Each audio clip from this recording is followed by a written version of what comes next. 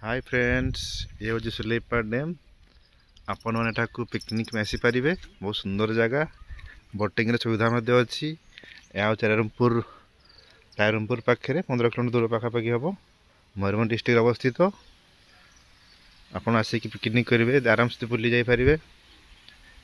बहुत सुंदर जगह देखते केमती जगह सब देखते के जगह बहुत बढ़िया जगह पिकनिक में। बहुत सुंदर जगह, बहुत सुंदर लोकेशन। NH 49 पाखे अवस्थित। आपण जामबिल्ला पाखे ओह्ल पारती, बनईकड़ा भी आसीपारती, असनार भी आसीपारती, देखु भालुबसार भी आसीपारती। बहुत बढ़िया जगह। बादाम पहाड़ भी रास्ता अच्छे, बादाम पहाड़ भी आसीपारती।